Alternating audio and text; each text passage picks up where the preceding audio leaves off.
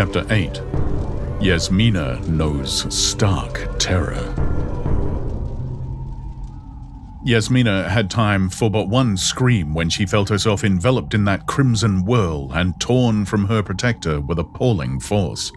She screamed once, and then she had no breath to scream. She was blinded, deafened, rendered mute, and eventually senseless by the terrific rushing of the air about her. There was a dazed consciousness of dizzy height and numbing speed, a confused impression of natural sensations gone mad, and then vertigo and oblivion. A vestige of these sensations clung to her as she recovered consciousness, so she cried out and clutched wildly as though to stay a headlong and involuntary flight. Her fingers closed on soft fabric, and a relieving sense of stability pervaded her. She took cognizance of her surroundings. She was lying on a dais covered with black velvet. This dais stood in a great dim room whose walls were hung with dusky tapestries across which crawled dragons reproduced with repellent realism. Floating shadows merely hinted at the lofty ceiling, and gloom that lent itself to illusion lurked in the corners. There seemed to be neither windows nor doors in the walls, or else they were concealed by the knitted tapestries. Where the dim light came from, Yasmina could not determine. The great room was a realm of mysteries or shadows and shadowy shapes in which she could not have sworn to observe movement, yet which invaded her mind with a dim and formless terror. But her gaze fixed itself on a tangible object. On another, smaller dais of jet a few feet away, a man sat cross-legged, gazing contemplatively at her.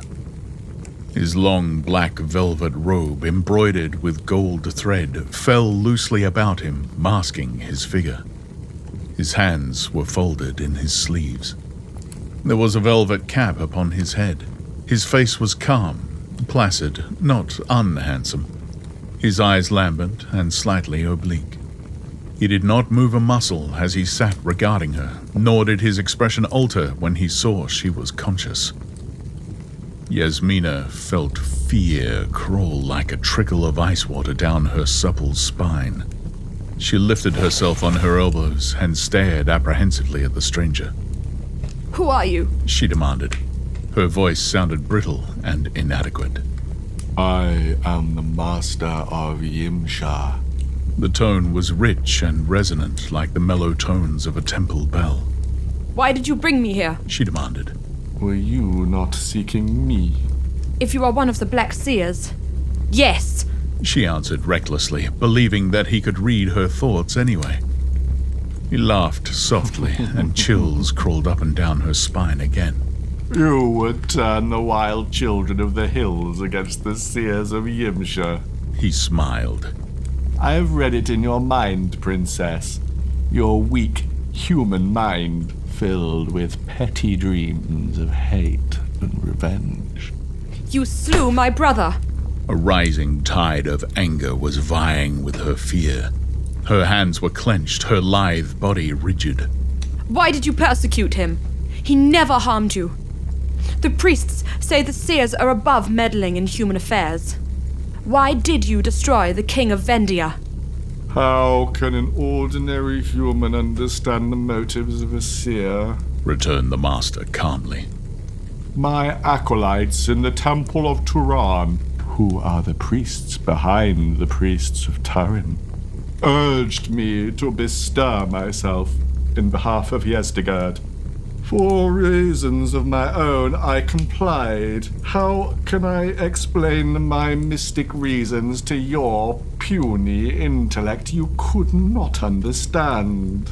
"I understand this, that my brother died." Tears of grief and rage shook in her voice. She rose upon her knees and stared at him with wide, blazing eyes, as supple and dangerous in that moment as a she-panther. As Yezdigerd desired, agreed the master calmly. For a while it was my whim to further his ambitions. "Is Yezdigerd your vassal?" Yasmina tried to keep the timbre of her voice unaltered. She had felt her knee pressing something hard and symmetrical under a fold of velvet. Subtly, she shifted her position, moving her hand under the fold. Is the dog that licks up the offal in the temple yard the vassal of the god? Ha! returned the master. He did not seem to notice the actions she sought to dissemble. Concealed by the velvet, her fingers closed on what she knew was the golden hilt of a dagger. She bent her head to hide the light of triumph in her eyes. I am weary of Yezdigerd, said the master. I have turned to other amusements. With a fierce cry, Yasmina sprang like a jungle cat, stabbing murderously. Then she stumbled and slid to the floor, where she cowered, staring up at the man on the dais. He had not moved. His cryptic smile was unchanged. Tremblingly, she lifted her hand and stared at it with dilated eyes. There was no dagger in her fingers. They grasped a stalk of golden lotus, the crushed blossoms dropping on the bruised stem. She dropped it as if it had been a viper and scrambled away from the proximity of her tormentor. She returned to her own dais because that was at least more dignified for a queen than groveling on the floor at the feet of a sorcerer, and eyed him apprehensively, expecting reprisals. But the master made no move. All substance is one to him who holds the key of the cosmos, he said cryptically. To an adept, nothing is immutable. At will, steel blossoms bloom in unnamed gardens, or flower swords flash in the moonlight. You are a devil, she sobbed. Not I, he laughed. I was born on this planet long ago. Once I was a common man, nor have I lost all human attributes in the numberless aeons of my adeptship. A human steeped in the dark arts is greater than a devil. I am of human origin, but I rule demons. You have seen the Lords of the Black Circle. It would blast your soul to hear from what far realm I summoned them, and from what doom I guard them within sorcerelled crystal and golden serpents. But only I can rule them. Kenza thought to make himself great. Poor fool, bursting material doors and hurting himself and his mistress through the air from hill to hill. Yet, if he had not been destroyed, his power might have grown to rival mine. He laughed again. You poor silly thing, plotting to send a hairy hill chief to storm Yimsha. It was such a jest that I myself could have designed had it occurred to me that you should fall into his hands. And I read in your childish mind an intention to seduce by your feminine wiles, to attempt your purpose anyway. But for all your stupidity, you are a woman fair to look upon. It is my whim to keep you for my slave. The daughter of 1,000 proud emperors gasped with shame and fury at the word. You dare not! His mocking laughter cut her like a whip across her naked shoulders. The king dares not trample a worm in the road. Little fool, do you not realize that your royal pride is no more than a straw blown in the wind? I, who have known the kisses of the queens of hell. You have seen how I deal with a rebel. Cowed and awed, the girl crouched on the velvet-covered dais. The light grew dimmer and more phantom-like. The features of the master became shadowy. His voice took on a newer tone of command. I will never yield to you. Her voice trembled with fear, but it carried a ring of resolution. You will yield, he answered with horrible conviction. Fear and pain shall teach you. I will lash you with horror and agony to the last quivering ounce of your endurance, until you become as melted wax to be bent and molded in my hands as I desire. You shall know such discipline as no mortal woman ever knew, until my slightest command is to you as the unalterable will of the gods. And first, to humble your pride, you shall travel back through the lost ages and view all the shapes that have been you. I will la cosa. At these words, the shadowy room swam before Yasmina's affrighted gaze. The roots of her hair prickled her scalp and her tongue clove to her palate. Somewhere, a gong sounded a deep, ominous note. The dragons on the tapestries glowed like blue fire and then faded out. The master on his dais was but a shapeless shadow. The dim light gave way to soft, thick darkness, almost tangible, that pulsed with strange radiations. She could no longer see the master. She could see nothing. She had a strange sensation that the walls and ceiling had withdrawn immensely from her. Then, somewhere in the darkness, a glow began, like a firefly that rhythmically dimmed and quickened. It grew to a golden ball, and as it expanded, its light grew more intense, flaming whitely.